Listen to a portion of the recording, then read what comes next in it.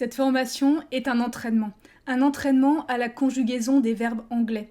Elle s'adresse aux personnes qui ont déjà eu des cours de grammaire, donc qui connaissent déjà les temps anglais, leurs règles de construction et les cas dans lesquels ils s'emploient, mais qui ont besoin d'aide pour mémoriser rapidement et efficacement la quantité énorme d'informations que représente la conjugaison anglaise, ou qui ont besoin de se rafraîchir rapidement et efficacement la mémoire si elles n'ont pas fait d'anglais depuis quelque temps.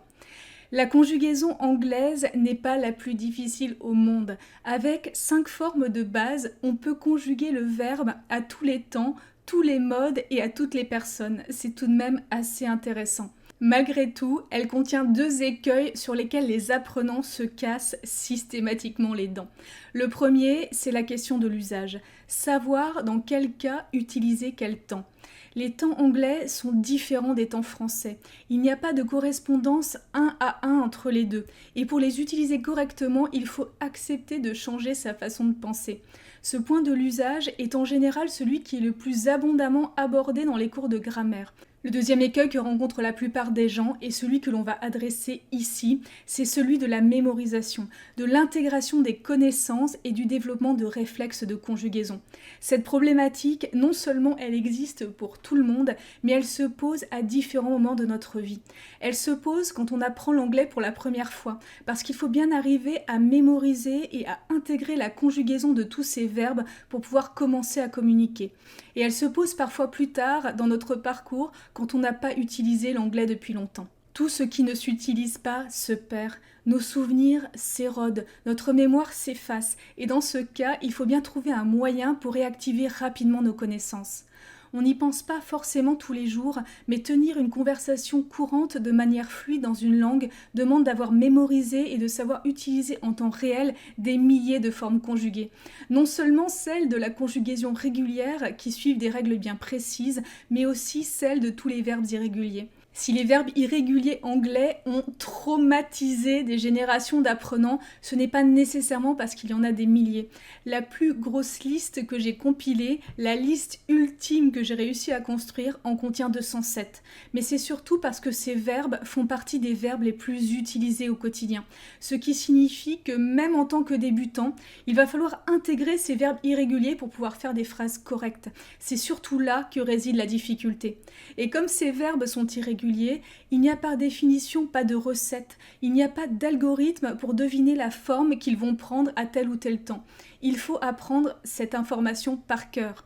Or, l'apprentissage par cœur est lent, pénible, rébarbatif et extrêmement inefficace. Les informations qu'on cherche désespérément à retenir par cette méthode quittent notre cerveau aussi sûrement et aussi vite que l'eau quitte la passoire. Le problème, c'est qu'on ne nous a jamais appris à faire autrement. Pendant toutes nos études, on nous a donné des listes longues comme le bras de conjugaison, d'informations diverses et d'exceptions, mais on ne nous a jamais dit comment les retenir de façon simple, efficace et surtout durable. Dans cette formation, nous allons utiliser des cartes mémoire numériques et la puissance de la répétition espacée pour mémoriser et ancrer durablement en mémoire long terme la conjugaison de plus de 1000 verbes anglais particulièrement courants, dont 152 verbes irréguliers. Au rythme d'une petite séance d'entraînement par jour, dès que vous en avez le temps, lors d'une pause dans la journée entre 2 cours, entre 2 réunions, dans la queue du supermarché ou encore dans les transports, vous allez réviser, mémoriser et ancrer la conjugaison de ces 1000 verbes jusqu'à ce qu'elle devienne un automatisme et que vous n'ayez plus besoin de vous entraîner. À la fin de l'entraînement, la conjugaison de ces verbes fera partie de vous et vous serez capable de produire la bonne forme au bon moment de façon automatique et sans réfléchir. En arriver à ce stade avec les moyens classiques, c'est-à-dire l'apprentissage par cœur et les exercices de grammaire qui permettent eux aussi d'ancrer la conjugaison des verbes, peut demander des années en fonction de l'intensité avec laquelle vous étudiez et de la quantité d'exercices que vous vous sentez capable de supporter. Donner des chiffres est toujours un exercice délicat, mais si on prend une hypothèse de 30 nouvelles cartes mémoire étudiées par jour, ce qui est un rythme de travail très raisonnable, vous pouvez mémoriser 450 cartes en 2 semaines. L'intégralité de la conjugaison des 152 verbes irréguliers les plus courants en 20 jours. 900 cartes en 1 mois et l'intégralité des 1011 verbes de la formation en un peu plus de 4 mois. Tout cela en gardant des séances de travail quotidiennes de taille raisonnable. Ces chiffres ne sont bien sûr qu'un exemple. Vous restez maître de votre entraînement et vous pouvez décider d'augmenter ou de diminuer votre vitesse d'apprentissage comme vous le souhaitez. Dès que vous aurez acheté la formation, nous verrons ensemble comment installer et utiliser ce paquet de cartes mémoire que je vous ai préparé avec amour et vous pourrez immédiatement commencer votre programme d'entraînement. Il suffit de quelques minutes pour tout mettre en place et vous n'aurez plus qu'à démarrer. Comme toutes les cartes mémoire disposent de fichiers audio, vous pourrez en profiter pour travailler votre écoute et votre prononciation en répétant après la voix de la douce Amy. Hi, my name is Amy and I will be your guide throughout your training. La variante d'anglais choisie pour cet entraînement et les fichiers sont associés est la variante britannique de l'anglais, qui reste le plus souvent la référence académique. Mais je vous ai préparé un document qui liste certaines différences majeures entre anglais britannique et anglais américain que vous ne manquerez pas de rencontrer sur votre route.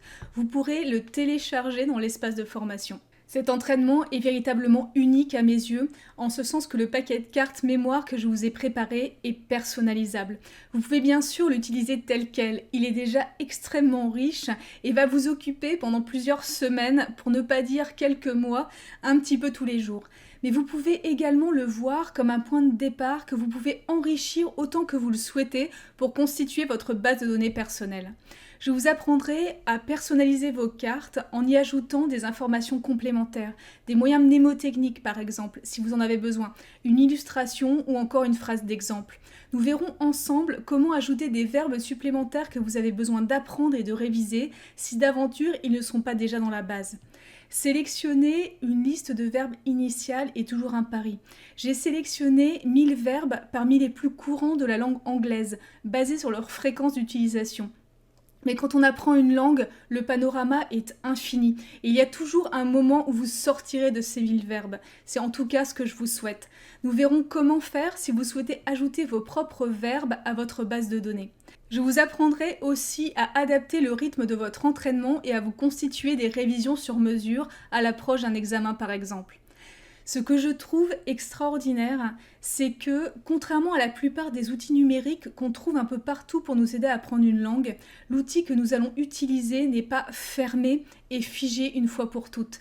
Il est vivant, évolutif, il va s'enrichir de toutes les cartes que vous y ajouterez au cours du temps, il va devenir un outil de travail véritablement personnel, que vous pourrez retrouver dans 6 mois, 1 an ou encore 2 ans, chaque fois que vous trouverez que vous avez perdu vos réflexes de conjugaison et que vous avez besoin de vous rafraîchir la mémoire.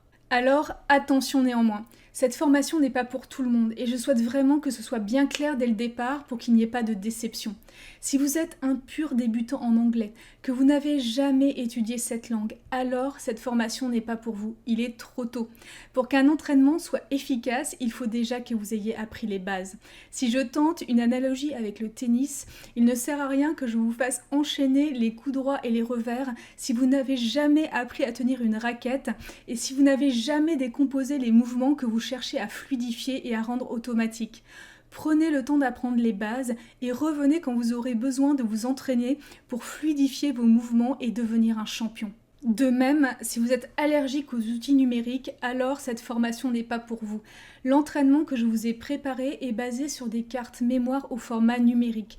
Je vous ai préparé 4044 cartes très exactement, des cartes numériques complètes avec audio qui vont vous entraîner pendant des semaines, voire des mois, à raison d'une petite séance par jour pour vous faire passer pro.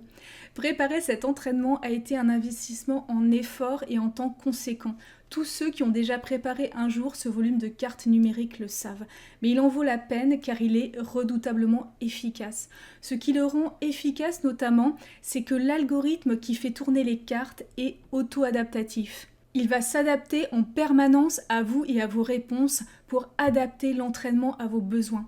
De manière très concrète, ça signifie que vous verrez plus souvent les cartes qui vous posent le plus de problèmes, celles dont vous avez le plus besoin, et moins souvent celles qui vous posent le moins de soucis. Mais cet entraînement auto-adaptatif n'existe que parce que nous allons utiliser un outil numérique. Si vous n'aimez pas ce genre d'outil, il vaut mieux que vous ne preniez pas la formation, car vous n'allez pas en tirer grand-chose.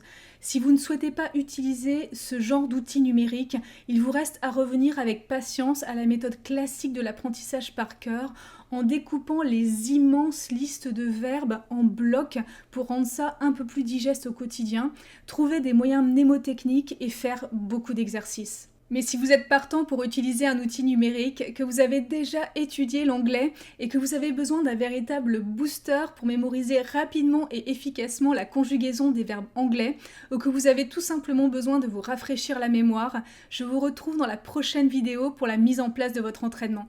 À tout de suite!